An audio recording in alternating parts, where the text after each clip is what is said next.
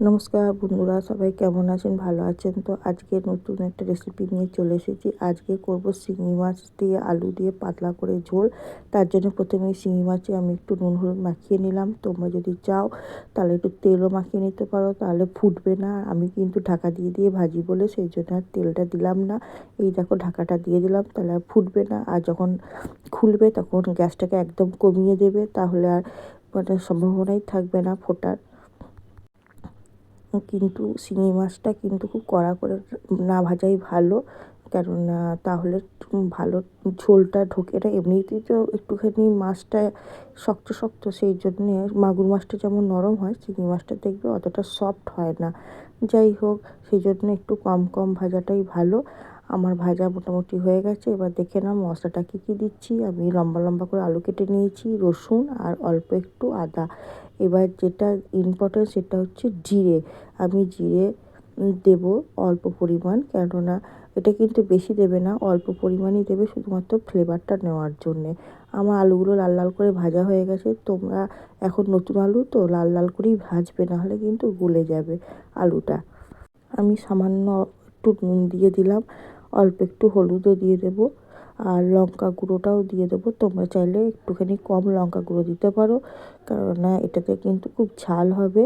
আমরা সবসময় বলি লঙ্কা গুঁড়ো আর নুন আমরা একটু বেশি খাই, তোমরা তোমাদের পরিমাণ মতো দেবে। আমার মতো অতটা না দিলেও হবে, কিন্তু আমার বাড়িতে ঝাল খাই যেহেতু, সেই জন্যে আমাদের একটু ঝাল দিতে হয়, জানো তো। দেখো, এবার জলটা অনেকটা ভরে গেছে। এবার আস্তে আস্তে যত শুকাবে তত আমার কষাটা কমপ্লিট হবে। ভালো করে নাড়তে হবে, কিন্তু নাহলে কিন্তু তলায় লেগে যাওয়ার ভয় থাকবে। দেখেছো, আমি এটাকে বসিয়ে দিয়ে আমি একটা কাজ করতে গেছিলাম, তলাটা কেমন লেগে গেছে, ভাগ্যিস পুড়ে যায়নি।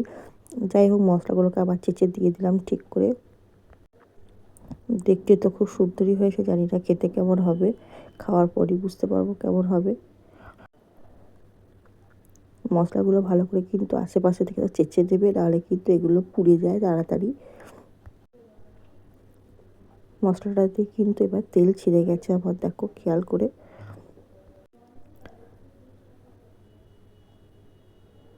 এবার ভালো করে কষাটা মনে হচ্ছে কমপ্লিট হয়েছে। যতক্ষণ না ভালো করে কষা হবে ততক্ষণ কিন্তু কষবে, নাহলে কিন্তু কাঁচা মশলার গন্ধ ছাড়বে। সেই জন্য কষাটা খুব ইম্পর্টেন্ট, ভালো করে। এবার তেলটা দেখো ছেড়ে গেছে, দেখেই বুঝতে পারছো তোমরা, অনেকটা তেল বেরিয়েছে কিন্তু কষার পর। এবার জল ঢেলে দিলে অসুবিধে নেই। এবার আমি জল ঢেলে দিচ্ছি, তো আর একটু বেশি করেই জলটা দেবো, কেননা এটা তো ঝোল হবে, সেই জন্যে। দেখো, আমি অনেকটা জল দিয়েছি। এবার ফুটবে, ফুটলে পরে আমি মাছগুলোকেও দিয়ে দেবো, দিয়ে এবার ঢাকা দিয়ে দেবো।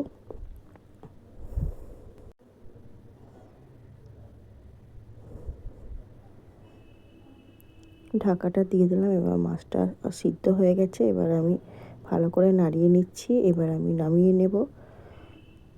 আর এটা কিন্তু গরম গরম গরমই খাবে, আর গরম ভাতের সাথেই খাবে, দারুণ লাগবে খেতে। এটা সবাই খেতে পারো, কোনো অসুবিধে নেই, কোনো শরীর খারাপ টরীর খারাপ কিচ্ছু হবে না।